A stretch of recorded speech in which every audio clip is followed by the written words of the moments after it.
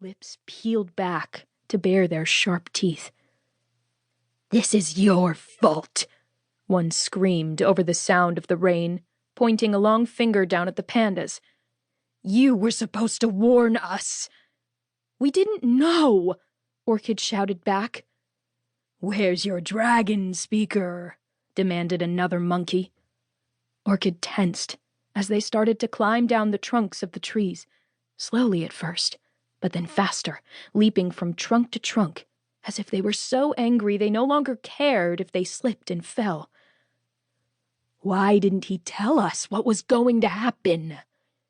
"It's not Sunset's fault," Root growled, slowly shifting his position in the mud, stepping between the advancing monkeys and Orchid. "The great dragon didn't say anything about this." "But that's a lie," Orchid thought desperately. "Or at least, we don't know it's the truth. Where is Sunset Deepwood?" "Tenderfoot is dead," one of the monkeys wailed. She had reached the ground and now stood there, tail whipping behind her. "Fleetheart is dead. So many dead." "And it's all because the pandas let it happen," growled another monkey. "They did this to us. From now on, we listen to no panda. Get them!" "Run!" Root barked as the monkeys splashed through the mud toward them. Orchid turned and fixed her gaze back on the rock shelf. If she could make it there, if she had somewhere to plant her paws, then let the monkeys come. She could snap them between her teeth. If only she could keep her grip. She looked back, and a wave of horror washed over her as she saw that Root was not following her. "Root! No!" she barked. But Root faced the monkeys down, snarling as they leaped. He got the tail of one between his teeth and tossed it several bear lengths away with a hard shake of his head.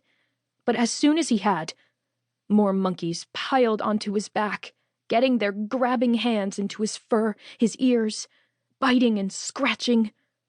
Orchid prepared to run back to him, but then Root's paws slipped. The moment stretched out for what seemed like forever, Root still twisting in the mud even as he fell, trying to free himself from the monkey's grasp.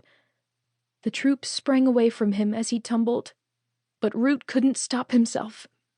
He hit the cliff edge, just like the bamboo had. The impact was sickening, even from so far away.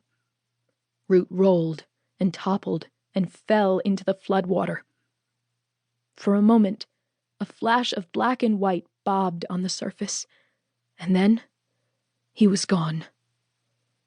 Orchid let out a roar of grief, but the crashing of the rain all around her swallowed the sound. She almost hoped that the monkeys would turn on her, that she would be able to take a few of them down before she fell too. But the monkeys had gone quiet, gathering back in the high branches. Before she knew it, they were gone, and she was left there all alone. Not alone. Was it Root's voice that broke through her shock? Or her own? Or something else? Wherever it came from, it was right. Orchid would only be alone if she didn't save her cubs. She had to reach that ledge. The climb was hard, but she couldn't stop moving. Root needed her to make it. Her cubs needed her. When her claws finally found solid rock, and she pulled herself up onto the jagged path at the top of the ledge, her legs were shaking so hard she almost collapsed right there. But just ahead, she saw something that made her heart sing with painful relief. There was a cave. It looked deep and solid, set into the heart of the mountain peak.